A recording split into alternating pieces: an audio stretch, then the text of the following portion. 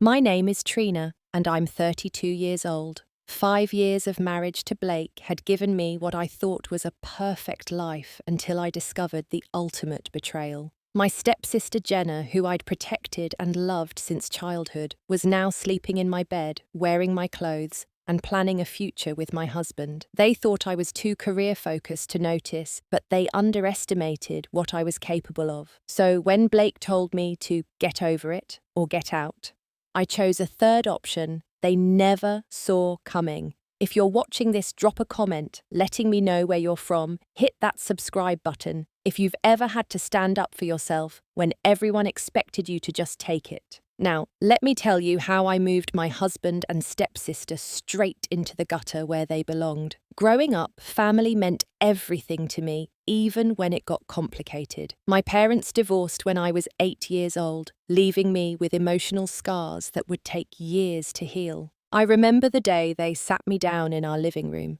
my mother's eyes red from crying, my father's voice unusually soft as they explained they weren't going to be married anymore. I didn't fully understand what was happening, just that my world was shattering into pieces. For the next 4 years, I bounced between my mum's small apartment and my dad's new house across town. The transitions were always awkward, packed with tension and unspoken resentments. I became the unwilling messenger between two people who could barely stand to look at each other. Tell your mother I'll be late picking you up, or remind your father about the school fees. I learned to adapt, to be what each parent needed me to be in that moment. Everything changed again when I turned 12.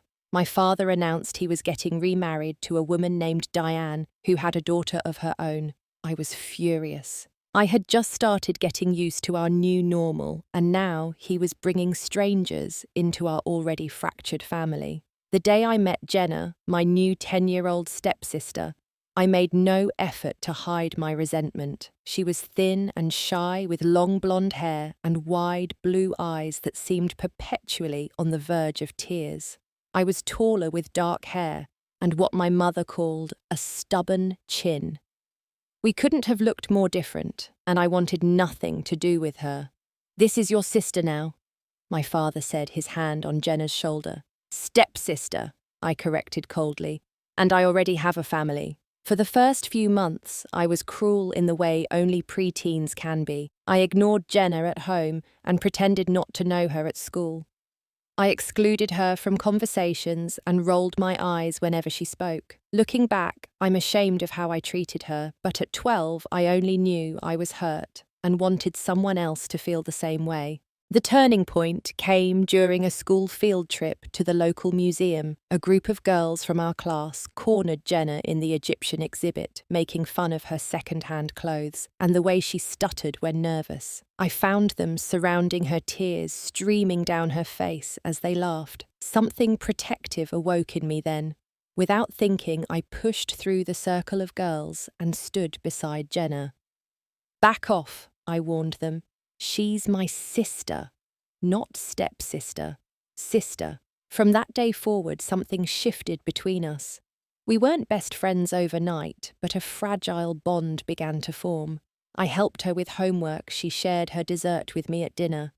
We developed secret codes and inside jokes that confused our parents. By high school, we were inseparable despite being 2 years apart. I became fiercely protective of Jenna. She was sensitive and trusting, too quick to see the good in people who often didn't deserve it. When her first boyfriend broke her heart at 16, I stayed up all night with her, letting her cry on my shoulder and promising her it would hurt less with time. When she struggled with anxiety during her senior year, I drove home from college every weekend to help her study and keep her calm. She was my sister in every way that mattered, and I was determined to always be there for her. But as we grew older, a pattern emerged that I was too close to recognize. Jenna relied on me to solve her problems, to bail her out when things got tough. After high school, she cycled through community college programs, never finishing any of them. She moved from job to job, apartment to apartment, relationship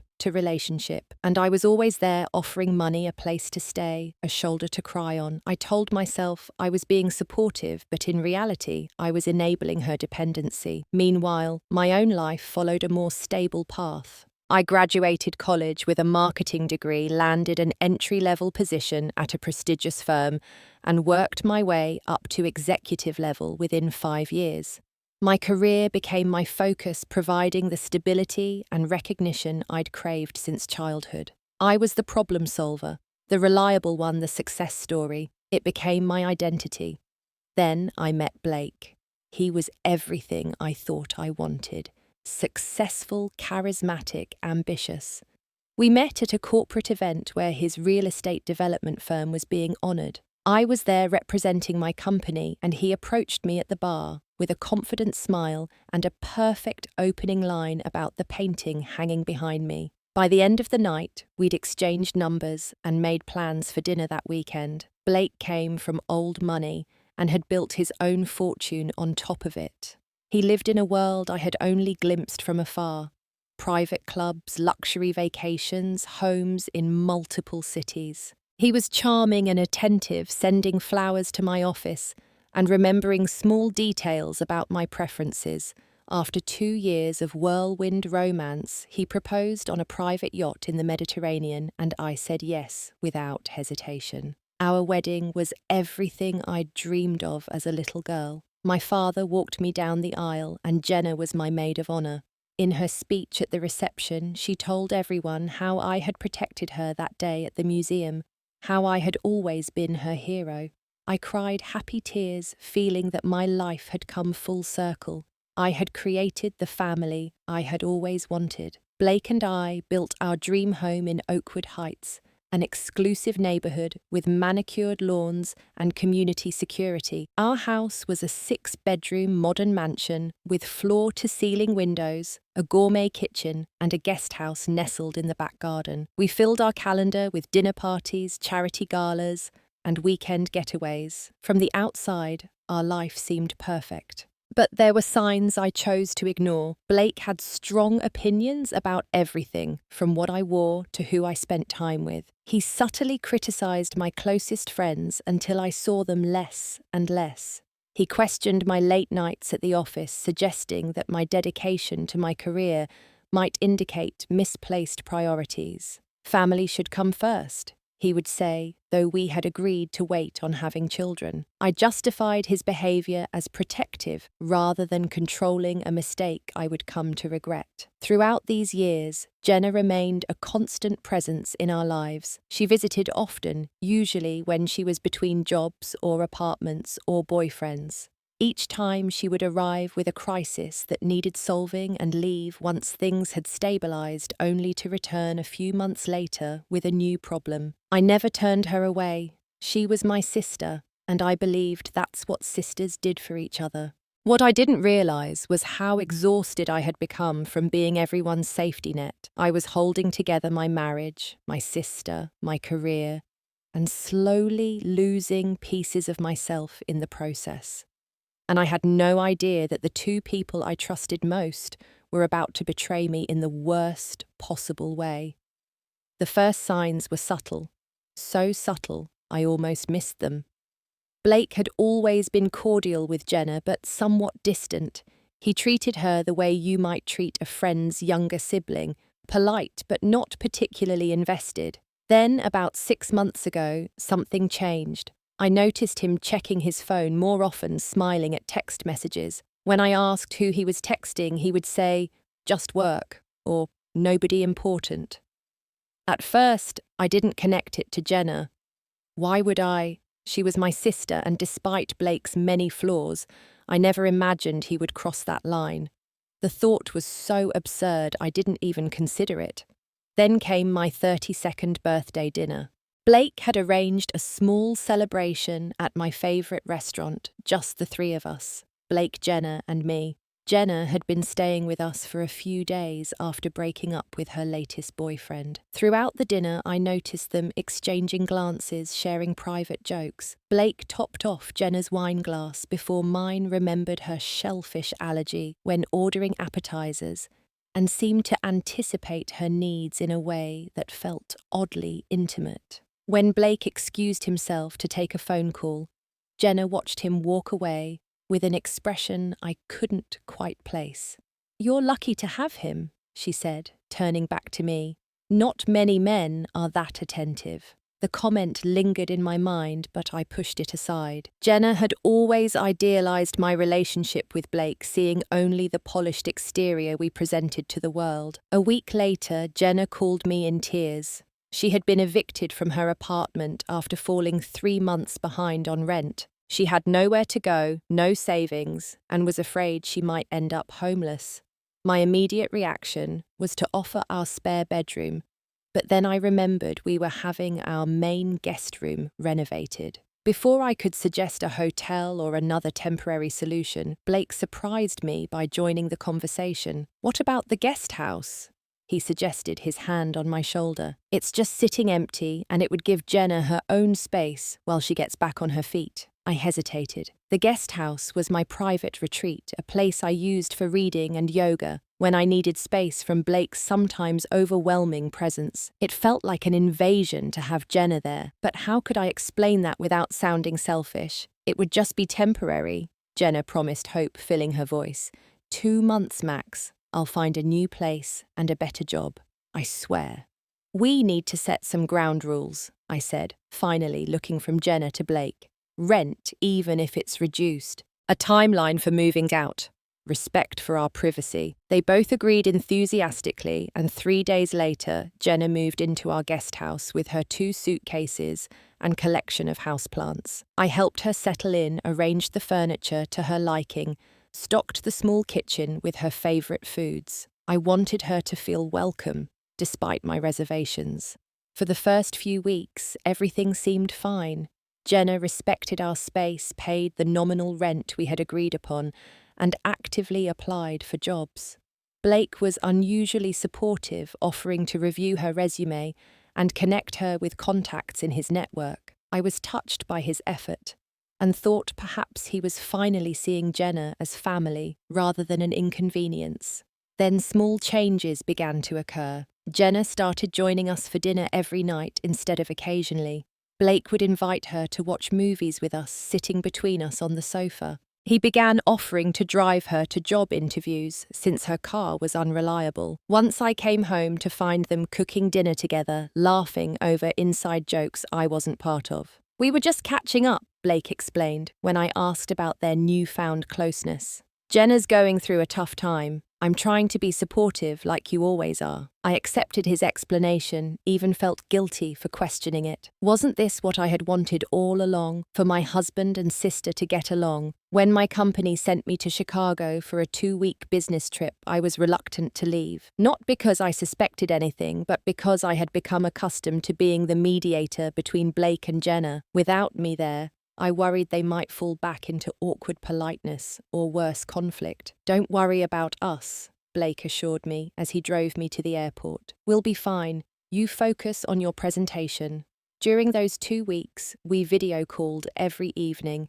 Blake always seemed to be alone in our bedroom or his office. When I asked about Jenna, he would say she was out job hunting or had gone to bed early. Nothing seemed amiss, but something felt off in a way I couldn't articulate. Blake was a little too cheerful, a little too insistent that everything was perfect at home. By the end of the first week, a knot of anxiety had formed in my stomach. I told myself I was being paranoid, that years of managing crises had trained me to look for problems where none existed. But the feeling persisted, growing stronger with each passing day. 3 days before I was scheduled to return, I made a decision. I told my colleagues I needed to leave early, cited a family emergency, and booked a flight home for the next morning. I didn't tell Blake. For the first time in our marriage, I wanted to surprise him, to see his unguarded reaction to my presence. The drive home from the airport was the longest of my life.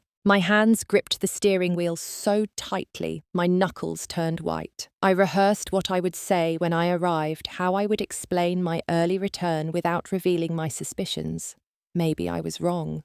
Maybe I would find Blake working in his home office and Jenna diligently applying for jobs in the guest house. Maybe everything was exactly as it should be. But as I turned onto our street and saw an unfamiliar car in our driveway, a sleek red convertible I'd never seen before, I knew in my heart that something was very wrong. I parked my car a few houses down the street, not wanting to alert them to my arrival. The red convertible bothered me. It wasn't Blake's style, and it definitely wasn't Jenna's. She could barely afford her old Honda, let alone a luxury sports car. I considered calling Blake, giving him a heads up that I was home early, but something stopped me. I needed to see the truth, whatever it was.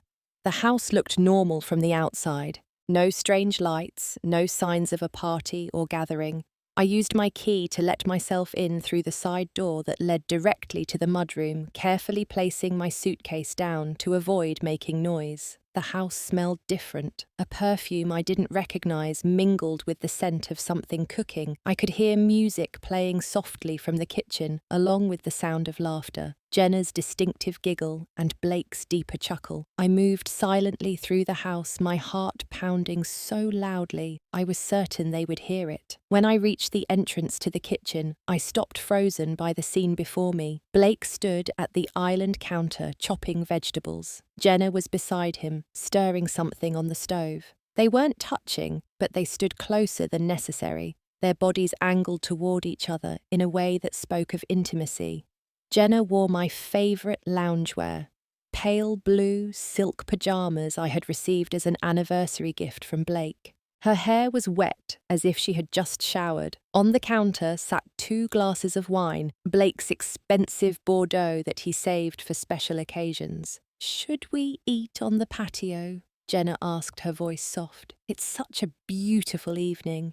"Perfect," Blake replied, reaching past her to grab another bell pepper. His hand lingered on her waist for a moment too long. "We have time before her flight lands tomorrow." The casual reference to me, not as his wife but as her, made my blood run cold. I must have made a sound, a sharp intake of breath, perhaps because they both looked up suddenly, their expressions shifting from contentment to shock in an instant. "Trina," Blake recovered first, his voice too bright, too surprised. "What are you doing home? I thought your flight wasn't until tomorrow evening." "I finished early," I said, forcing my voice to remain steady. "Thought I'd surprise you." Jenna had gone pale, her hand frozen mid-stir. "We were just making dinner," she stammered. "Blake was showing me how to make that pasta dish you like." I noticed she had stepped away from him, creating distance that hadn't been there moments before. Blake wiped his hands on a kitchen towel, his casual demeanour not quite hiding the tension in his shoulders. "You should have called," he said. "We would have picked you up from the airport." I looked between them, taking in every detail. The wine glasses, my pyjamas on Jenna, the intimate dinner for 2 they were preparing. 100 questions burned in my throat, but I swallowed them down. I needed more information before I confronted them. "It was a last-minute decision," I said, managing a smile that felt brittle on my face. "I'm exhausted from the flight. Think I'll take a shower and lie down for a bit." "Of course," Blake said quickly. "We'll hold dinner for you. Take your time." I nodded and turned away, feeling their eyes on my back as I walked to our bedroom. Once inside, I closed the door and leaned against it, breathing deeply to calm my racing heart. I was jumping to conclusions, I told myself. There could be an innocent explanation, but even as I thought it, I knew I was lying to myself. Our bedroom looked normal at first glance, but as I moved through the space, I noticed small inconsistencies. Blake's side of the bed was made differently than usual. A different perfume lingered in the air, the same one I had smelled downstairs. And there on the nightstand was a delicate gold bracelet I had never seen before. My hands shook as I picked it up. It was expensive, the kind of jewellery Blake would buy as a gift, not costume jewellery Jenna would typically wear. I set it down carefully and moved to the ensuite bathroom. More evidence awaited me there. 2 toothbrushes in the holder instead of 1. A different brand of shampoo in the shower. Jenna's face cream on the counter where my moisturizer should have been. She hadn't been sleeping in the guest house. She had been sleeping in my bedroom, using my bathroom while I was away. I sat on the edge of the bathtub, nausea rising in my throat. I needed proof, something concrete that couldn't be explained away, and I knew where to find it. After my last business trip 6 months ago, when I had returned to find items in our house rearranged and Blake unable to explain why I had installed security cameras, not out of suspicion of infidelity, but because I worried about break-ins while we were travelling, Blake knew about the cameras in the common areas, but not about the one I had hidden in our home office, disguised as a small Bluetooth speaker. I retrieved my laptop from my carry-on bag and connected to our home security system. With trembling fingers, I entered the password and accessed the recorded footage from the past 2 weeks. I started with the most recent recordings and worked backward. What I saw shattered any remaining doubt. Blake and Jenna moving through our house like a couple, holding hands in the kitchen, kissing in the living room, Blake carrying Jenna laughing up the stairs to our bedroom. They weren't even being careful or discreet. They were acting as if the house was theirs, as if I didn't exist. But the footage that broke my heart wasn't the physical intimacy. It was a conversation they had in the home office 3 days ago. "When are you going to tell her?" Jenna asked, perched on the edge of Blake's desk, wearing one of my silk robes. "After her project is finished," Blake replied, rubbing her knee absently. "She's too focused on her career anyway. She barely notices what's happening right in front of her." Jenna laughed. "Remember when she called last night and you had to hide in the bathroom so I wouldn't laugh?" "She's clueless," Blake agreed. "Always has been. Too busy climbing the corporate ladder to see what's going on in her own home." "Do you think she'll just let me stay?" Jenna asked, twirling a strand of hair around her finger. "I mean, permanently. We'll figure something out," Blake said. "Maybe convince her the guest house should be my office, and you can just move into the main house. She's gone so often she probably wouldn't even notice." "She's my sister," Jenna said, a flicker of guilt crossing her face. "I do love her, you know."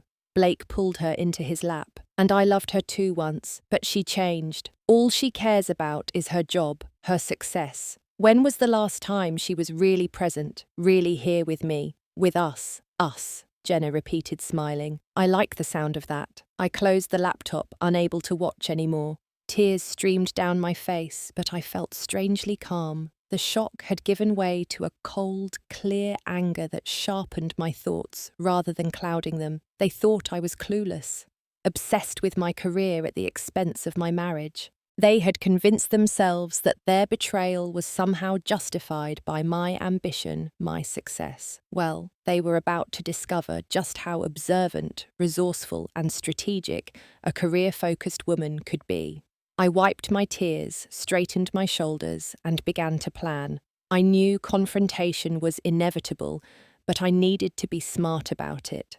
Acting from pure emotion would only give Blake and Jenna the upper hand. They already thought I was oblivious. I needed to use that misconception to my advantage while I gathered more information and protected myself. The first step was consulting with my attorney, Patricia Winters. We had worked together on various contracts throughout my career, and I trusted her discretion. I called her the next morning from my car parked in a coffee shop lot where I was certain Blake wouldn't see me. "I need to understand my options," I explained after outlining the situation. "We have a prenuptial agreement, but I'm concerned about our joint assets."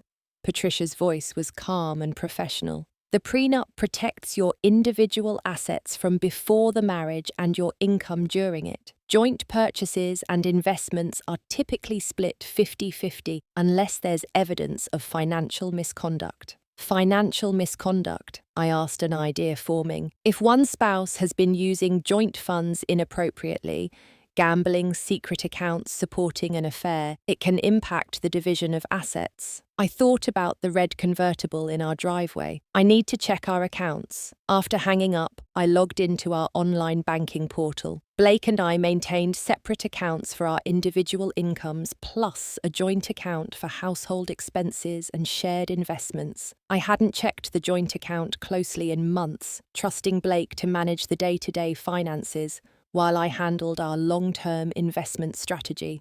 What I found made my stomach churn. Multiple large withdrawals over the past 3 months, totaling nearly $80,000. No descriptions, no receipts attached. Just money disappearing. I dug deeper, accessing our credit card statements. Charges for jewelry stores, high-end restaurants I'd never been to, weekend getaways during times I'd been travelling for work, and most damning of all, the purchase record for a 2023 red Mazda MX-5 Miata bought 2 weeks ago. The same car I'd seen in our driveway. Blake had bought my sister a sports car with our joint funds. I forwarded all the statements to Patricia and then made another call. This time to a private investigator recommended by a colleague who had gone through a contentious divorce last year. I needed documentation of the affair that would hold up in court if necessary. Screenshots from our home security system might not be admissible if Blake's attorney argued they violated privacy expectations. "I can have someone on it today," the investigator assured me. "We'll be discreet." With those wheels in motion, I returned home prepared to play the role of unsuspecting wife while gathering more information. Blake was relieved by my apparent acceptance of his flimsy explanations, and Jenna had moved back to the guest house at least for appearances. I pretended to believe everything was normal, feigning exhaustion from my trip and immersion in a new project, to explain why I was distracted and spending time in my home office. In reality, I was building a case and forming a plan. I discovered Blake had been struggling financially for months. His company had lost several major investors, and he had been using our home as collateral for business loans without my knowledge. He had also been skimming money from his company accounts, a fact I uncovered when reviewing some paperwork he had carelessly left on his desk. The pieces began to fall into place. Blake wasn't just having an affair with my sister, he was in serious financial trouble. Jenna, always attracted to money and stability, likely had no idea the wealth she thought she was accessing was largely smoke and mirrors.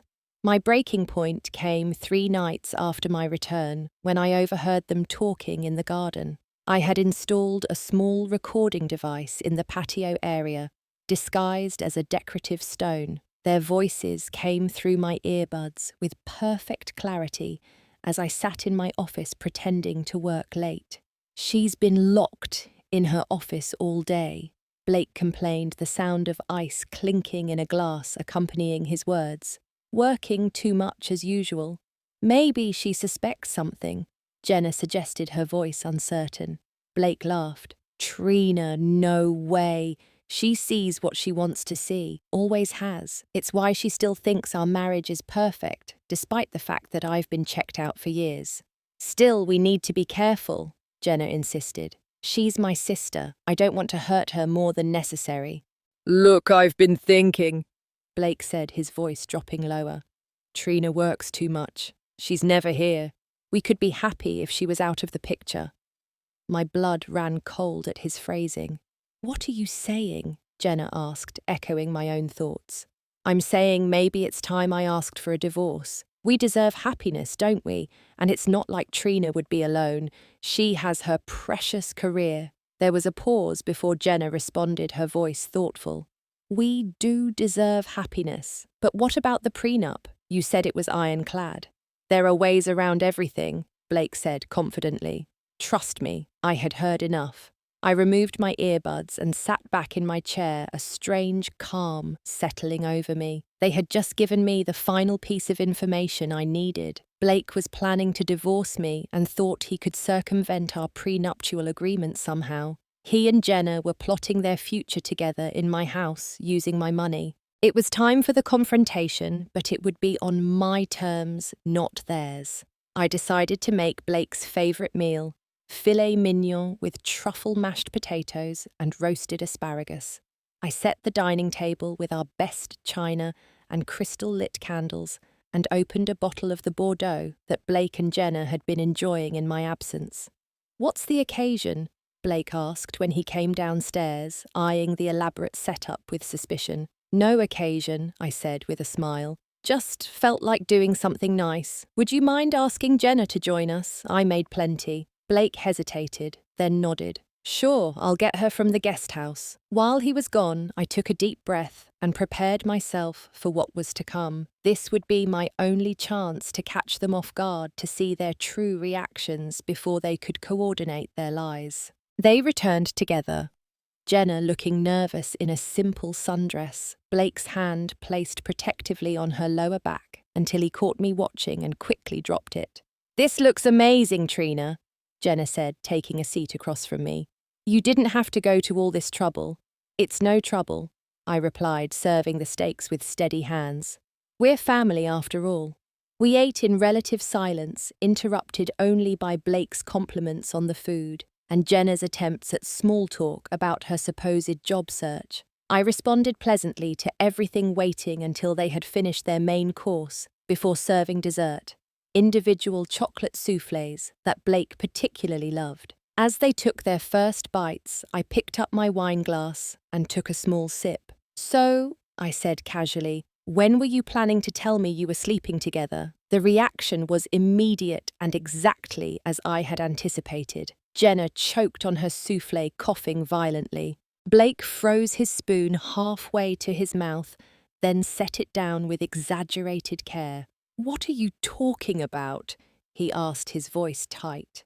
I placed my phone on the table and pressed play. The security footage from our bedroom appeared on the screen, showing Blake and Jenna entering together, kissing passionately as they fell onto our bed. "I have 2 weeks of footage," I said calmly, "plus financial records showing you bought her that red Miata with our joint funds. Oh, and some very interesting recordings of your plans for my career-obsessed self once I'm out of the picture." Jenna had gone deathly pale, tears welling in her eyes. "Trina, I can explain." "Really?" I interrupted, turning to her. "You can explain why you're sleeping with my husband, wearing my clothes, using my shower, planning to take over my house. I'm curious what explanation you think would make any of that acceptable." Blake's shock had quickly transformed into anger. "You spied on us, recorded us without consent. That's illegal, Trina." I laughed, the sound hollow even to my own ears. "That's what concerns you. Not the adultery, not the betrayal, but whether my evidence is admissible in court. Typical lawyer thinking, Blake." "This is why our marriage failed," Blake snapped, throwing his napkin on the table. "You're cold calculating, always 10 steps ahead, always planning your next move. When was the last time you were spontaneous? The last time you put me before your career?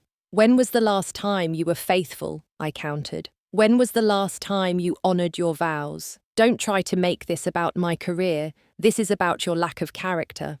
Jenna had begun crying silently, her shoulders shaking. "I'm so sorry," she whispered. "I never meant for this to happen." "Yet it did happen," I said, turning to her.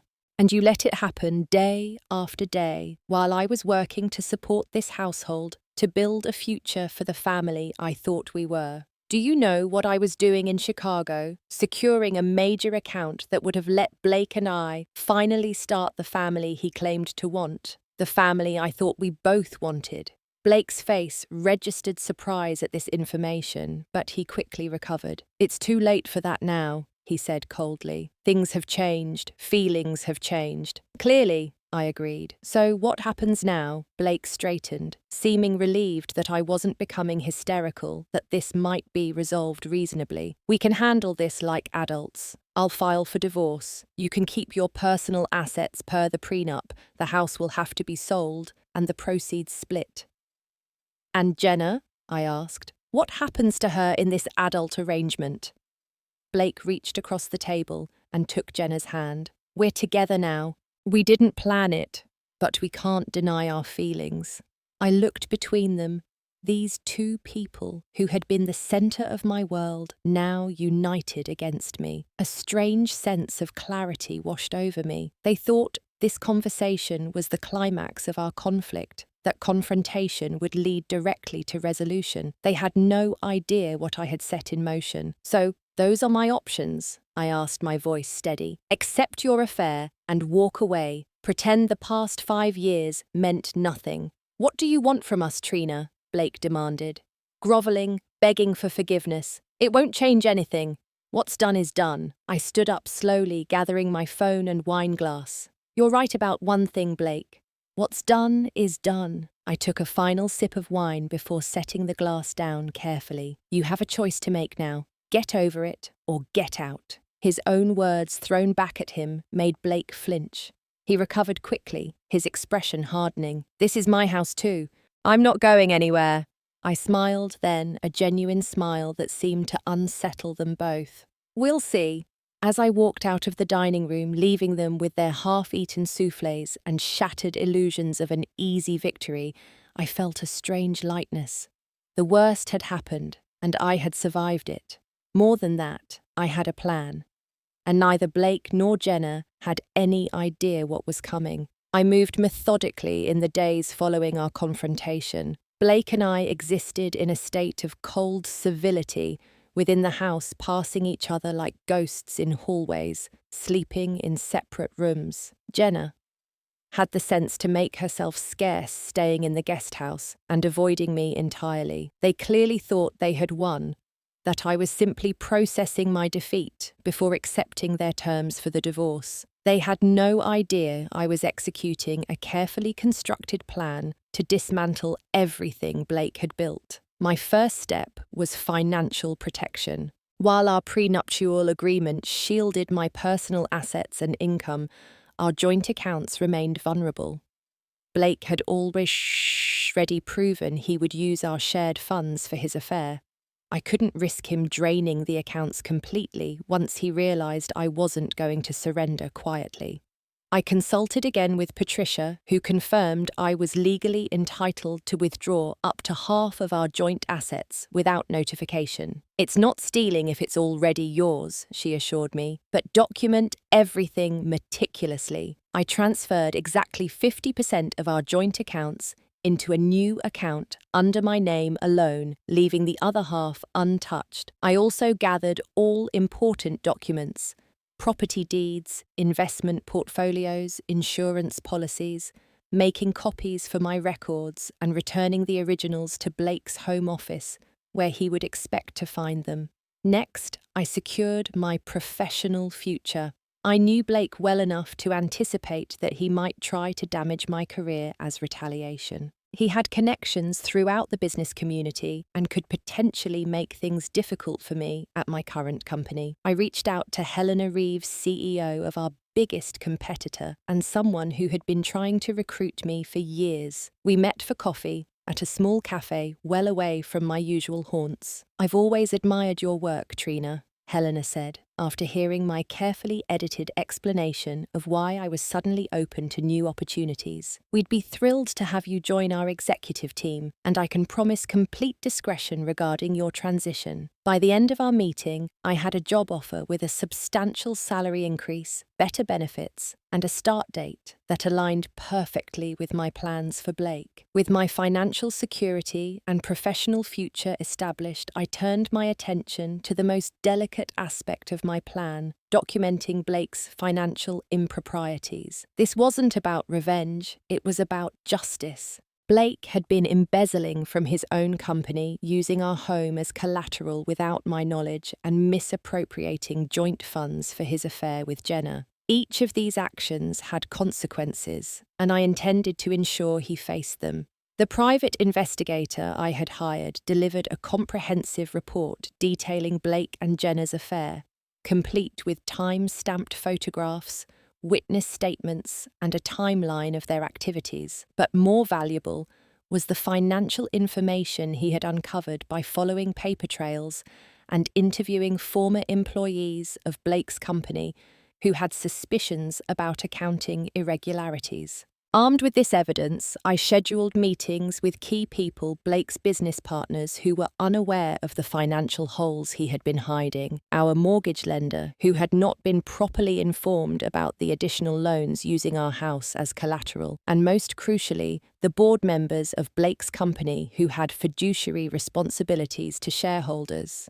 I didn't present myself as a scorned wife seeking revenge. Instead, I was a concerned financial professional who had discovered troubling patterns that needed attention. In each meeting, I was calm, factual, and professional. I presented documents, explained discrepancies, and answered questions without emotional displays. The responses were immediate and severe. The board members called for an emergency audit. The mortgage lender froze our equity line.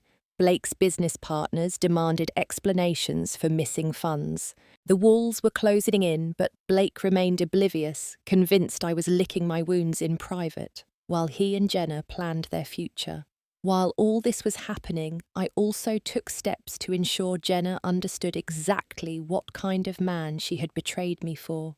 I sent copies of Blake's financial records to her parents, along with a brief, factual letter explaining the situation. I knew they would be devastated by their daughter's behaviour, but they deserved to know the truth, especially since Blake's financial house of cards was about to collapse. I also contacted Jenna's former roommate, who revealed that Jenna's eviction had been fabricated. She had voluntarily left her apartment weeks before, claiming hardship, already planning to move in with Blake and me. This confirmed what I had begun to suspect: their affair had started long before Jenna moved into our guest house. The guest house had simply been a convenient cover for their relationship. With everything in place, I needed a setting for the final act of my plan. The timing was perfect. Our neighbourhood's annual summer gala was approaching, an event Blake always insisted on hosting at our home. It was a crucial networking opportunity for him, with business associates, potential investors,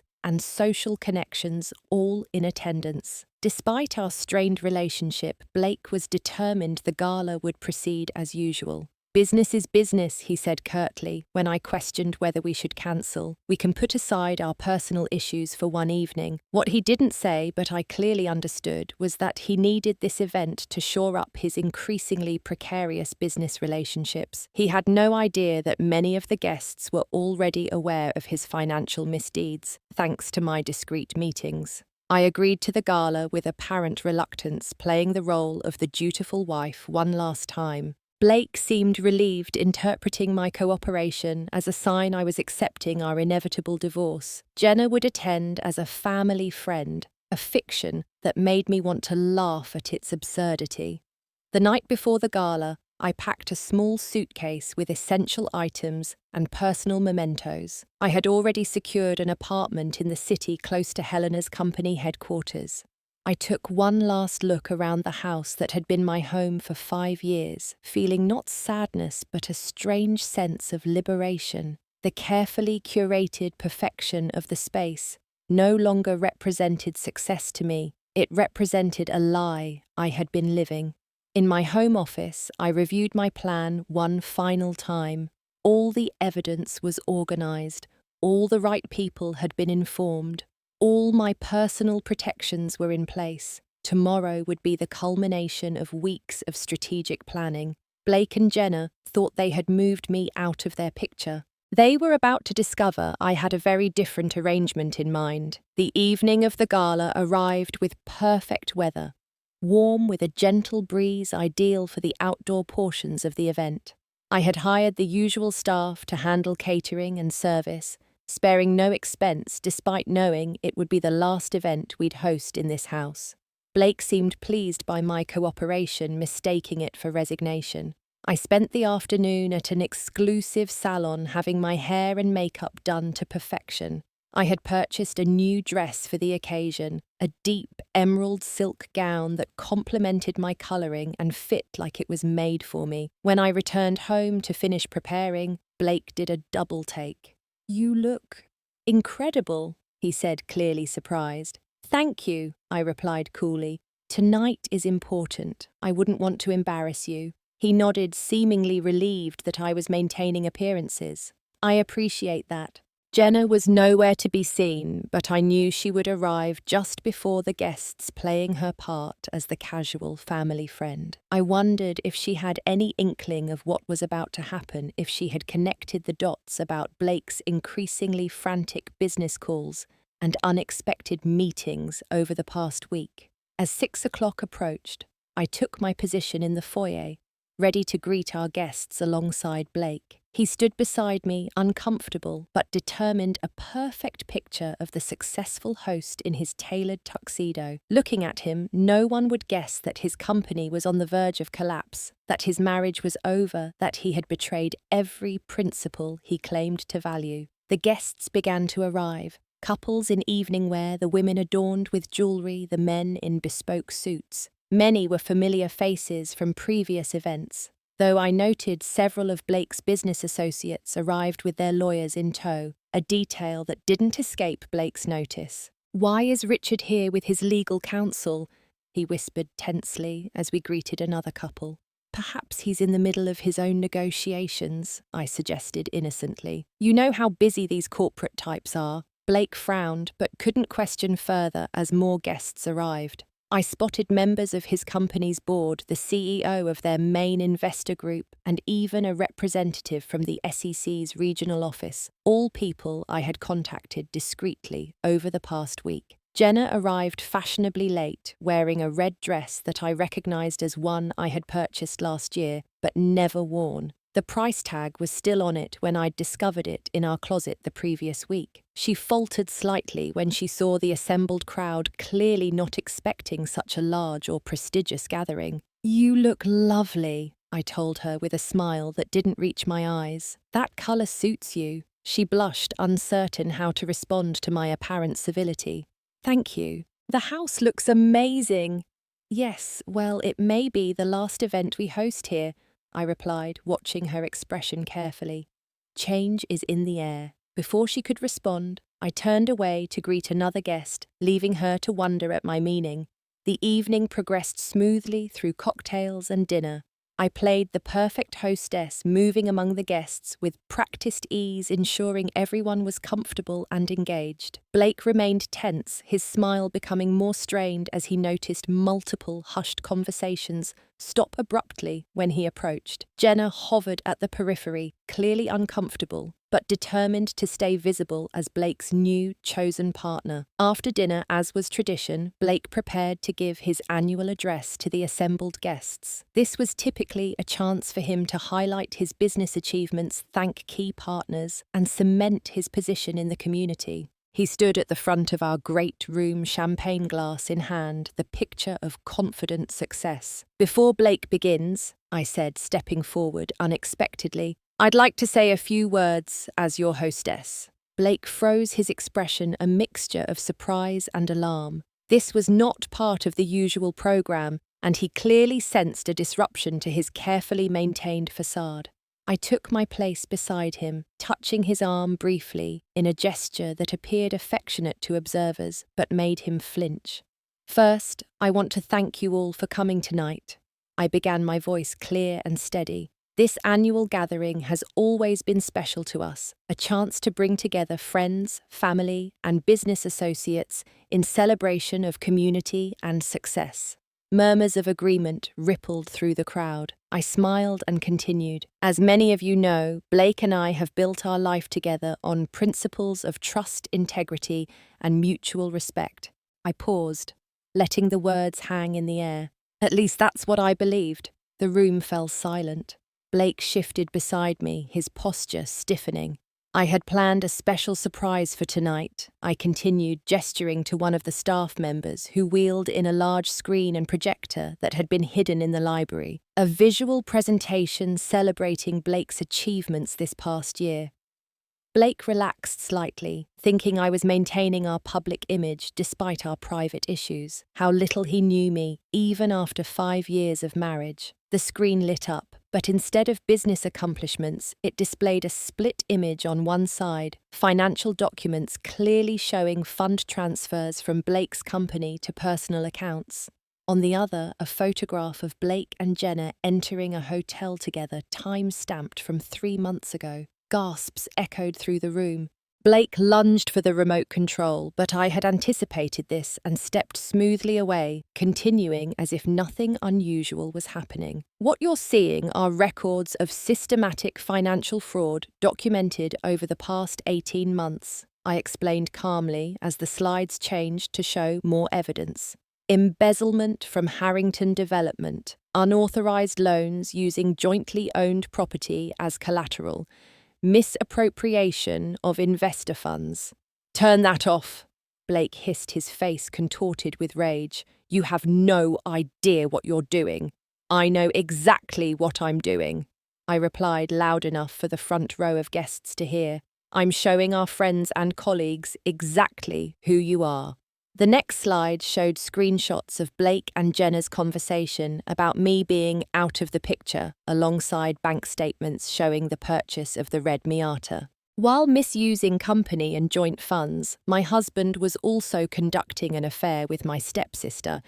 I continued, my voice steady despite the emotion churning inside me. The same stepsister I welcomed into our home when she claimed to need help.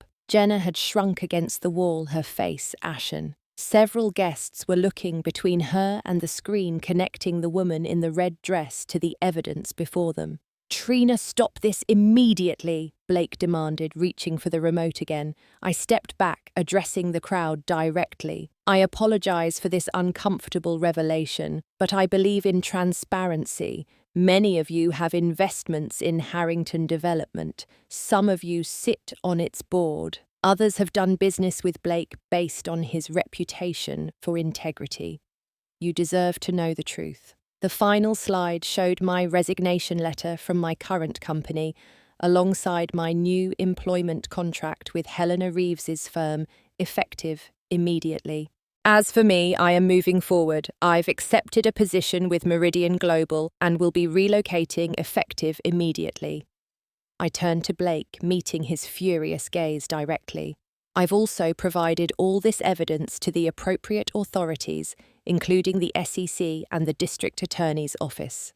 As if on cue, two men in suits who had been standing quietly at the back of the room moved forward. One of them approached Blake, showing identification. Mr. Harrington, I'm Special Agent Carter with the FBI's Financial Crimes Unit. We'd like to ask you some questions regarding the information that's come to our attention. The room erupted into chaos. Blake's business partners converged on him, demanding explanations. The board members huddled together, already discussing damage control. Jenna tried to slip away unnoticed, only to be confronted by several women who had been my friends, their expressions a mixture of disgust and fury. I stood in the center of it all, strangely calm. This wasn't about revenge or public humiliation, it was about justice and consequences. Blake had broken laws as well as vows. He had abused trust, mine, his investors, his companies. He deserved to face the results of his actions. As Blake was led away for questioning, he caught my eye one last time. You've ruined everything, he spat. I shook my head slowly. No, Blake.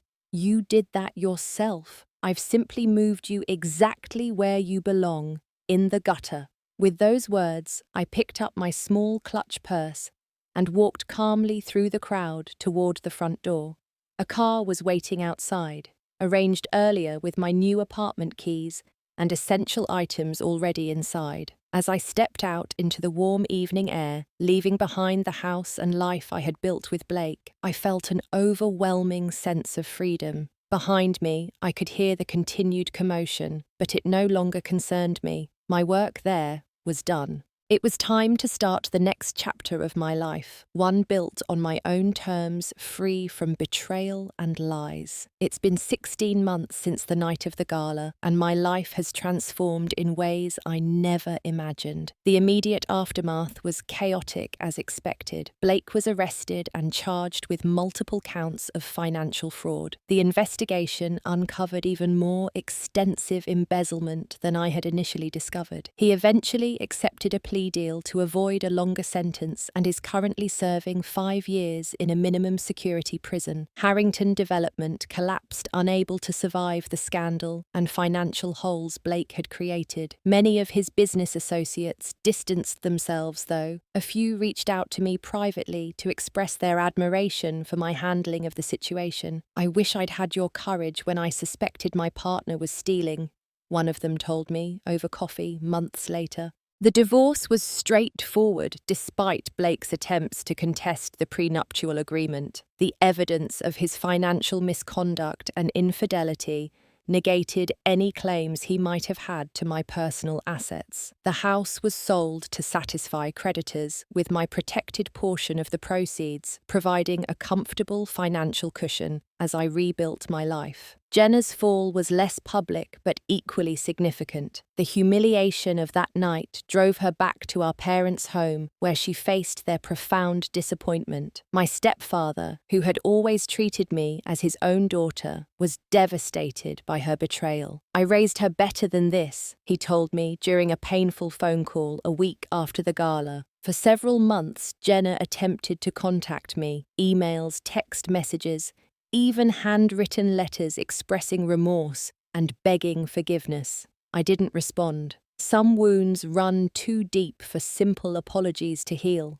Eventually, the messages stopped. Through my stepfather, I learned she had enrolled in community college and was working part-time at a local bookstore, attempting to build a life independent of others' support for the first time. As for me, my position at Meridian Global proved to be exactly what I needed professionally. Helena Reeves became not just a boss, but a mentor, helping me navigate the complex emotions that occasionally surface during business dealings. "Use it," she advised me. "That experience sharpened your instincts. Trust them." My downtown apartment became a sanctuary, decorated simply with items chosen for their beauty and meaning, rather than their status value. Gone were the pretentious art pieces Blake had insisted upon. In their place, photographs from my travels books, I actually read comfortable furniture that invited relaxation rather than formal entertaining. I sought therapy to process the betrayal and its aftermath. Dr. Lyndon, a compassionate but direct therapist specializing in trauma and recovery, helped me understand that while Blake and Jenna's actions were inexcusable, my own patterns had contributed to the dynamic. My need to rescue, to manage, to control outcomes had made me vulnerable in ways I hadn't recognized. "You can't save people from themselves," she told me during one particularly difficult session, "and sometimes the strongest thing you can do is walk away."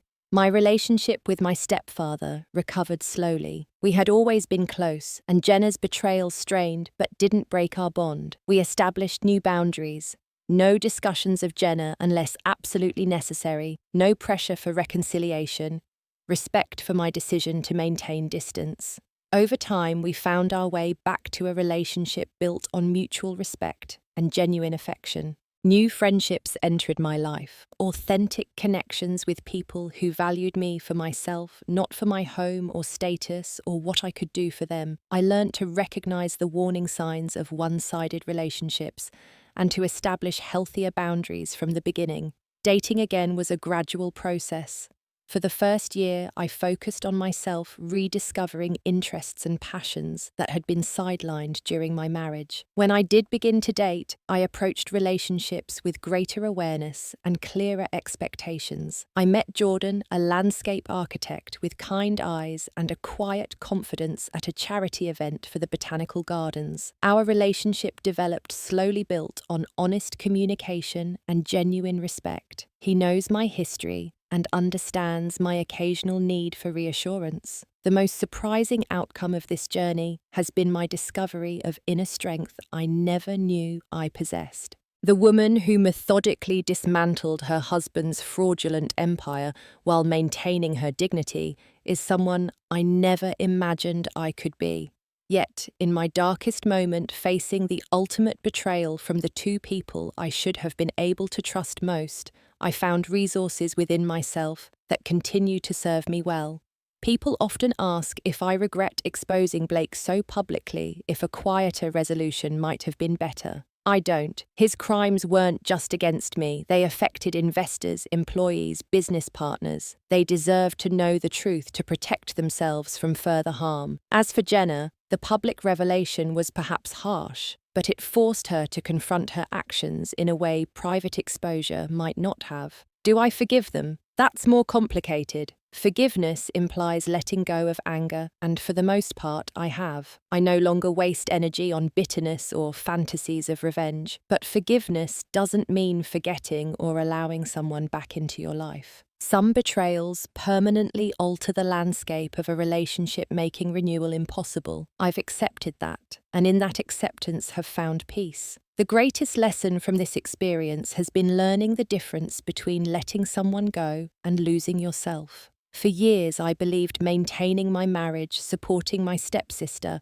and building my career required sacrificing pieces of myself. I thought success meant juggling all these roles perfectly, never letting any of them drop. What I've discovered is that true success comes from integrity, being whole and authentic in each area of your life, even when that means walking away from relationships that demand you become less than who you are. So here I stand, 16 months after the night that ended one chapter of my life and began another, stronger, wiser, more compassionate toward others and toward myself. The woman who moved her husband and stepsister into the gutter hasn't disappeared entirely. That strength remains, but she's been integrated into a more complete version of myself, who understands that the most important home we build is the one within ourselves. Have you ever had to make a difficult choice between keeping the peace